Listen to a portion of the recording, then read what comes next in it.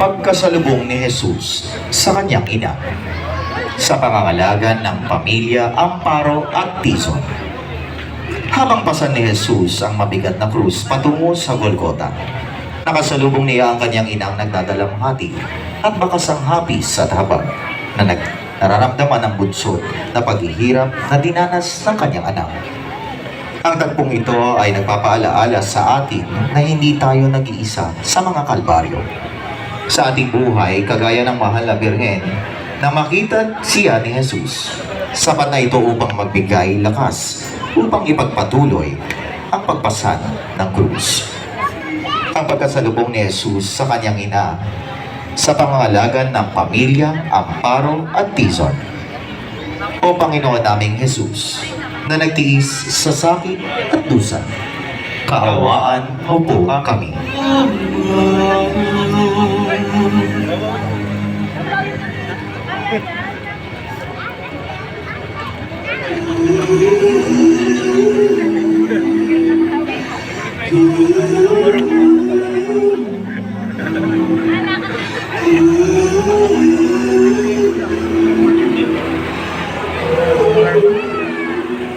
Ang pagpupunas ni Santa Veronica sa mukha ni Jesus sa pangangalaga ni Venancio Veluz.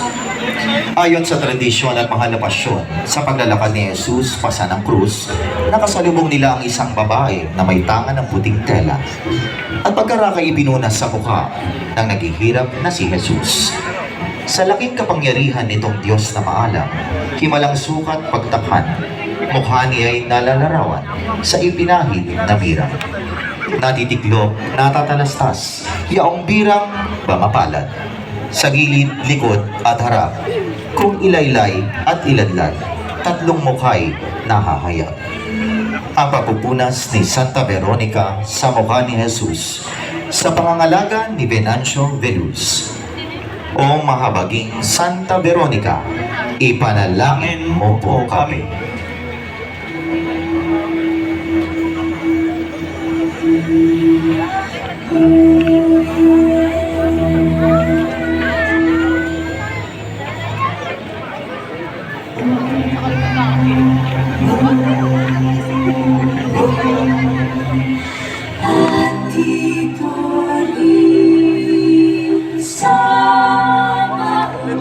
Santa Veronica, sa pangangalaga ng pamilya De Luna, Quevada at Zurbano. Ayon sa banal na tradisyon ng simbahan, si Santa Veronica na ang pangalay ng angahulugan na tunay na imahen. Veronicon sa wikang Latin ay ang nagpunas sa mukha ng Panginoon habang siya'y patungo sa Kalbaryo, kung saan bumukas ang mukha ni Jesus ng 3 beses sa kanyang bilang. Sa alaala ni Veronica, tayo'y hinihimok na makita ang mukha ni Jesus sa kapwa nating naghihirap at mag-alay ng kahit maliit na kaginhawahan sa kanilang mga sugat. Santa Veronica, sa pangangalaga ng pamilya De Luna, Quevada at Zurbano. Santa Veronica, ipanalangin mo po kami.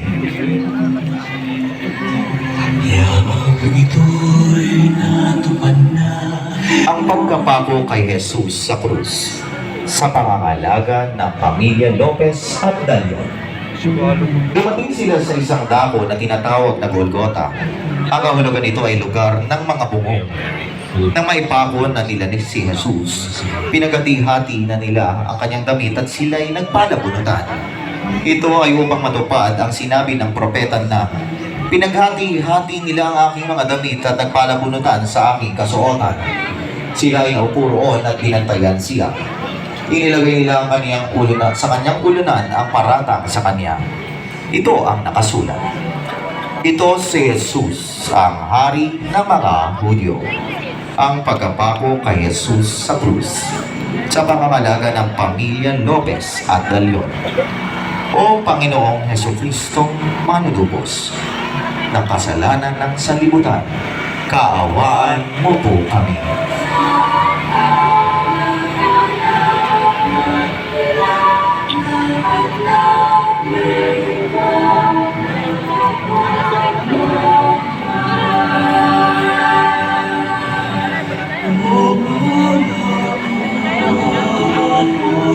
Ang paghahili ni Jesus sa kanyang ina at sa alagad na pinakamamahal sa pangangalaga ng pamilya Padillo at Yu. Nakatayo sa tabi ng krus ni Jesus ang kanyang ina at si Juan. Naroon din si Maria Magdalena na makita ni Jesus ang kanyang ina at ang alagad na minamahal sa tabi nito. Kanyang sinabi, "Gina, narito ang iyong anak." At sinabi agad kay Juan, "Narito ang iyong ina." Tanda na tayong mga anak ng Diyos ay ipinaampon ni Kristo sa pagkalinga ng kanyang ina.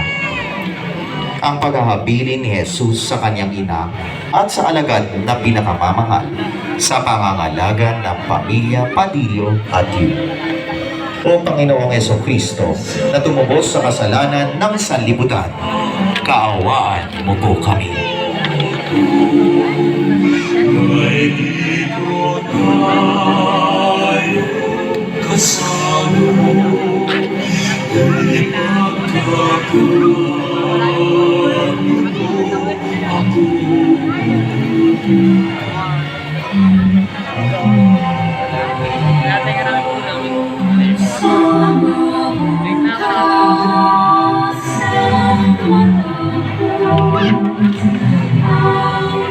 Ang pagkamatay ni Jesus sa krus sa pangangalaga ng pamilya Ranas. Nagdilim sa buong lupain mula sa tanghaling tapat hanggang sa ikatlo ng hapon. Sumigaw si Jesus, "Eli, Eli, lama sabachthani," na ang kahulugan ay, Diyos ko, bakit mo po ako pinabayaan?" Sumigaw ng malakas si Jesus at pagkatapos ay nalagutan ng hininga at napunit sa gitna ang tabing ng templo.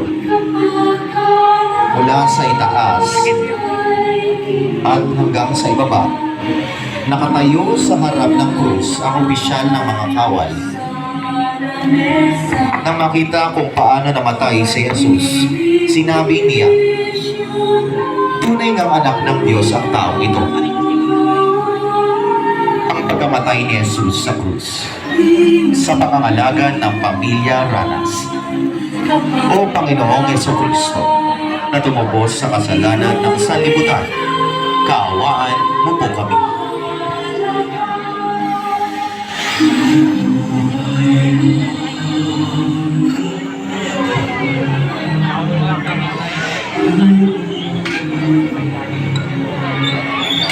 Ang pagkahimlay kay Jesus sa kandungan ng kanyang ina sa pangangalaga ng pamilya Kerubin.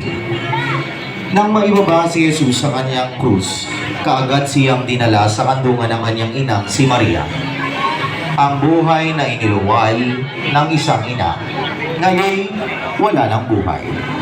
Si Maria sa kabila ng kalungkutan ay nananatiling tahimik na nagdidilay habang nasa kanyang kandungan ang wala ng buhay na katawan ng kanyang anak. Ang pagkahimlay kay Jesus sa kandungan ng kanyang ina sa pangangalaga ng pamilya Kerubin. O Panginoong Hesukristo, na tumubos sa kasalanan ng sanlibutan, kaawaan mo po kami.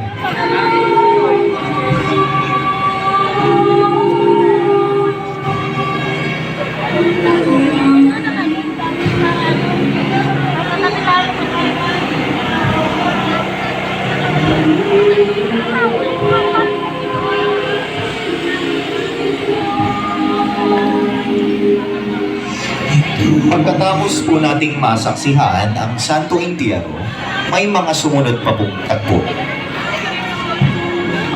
Sir! Kuha ka!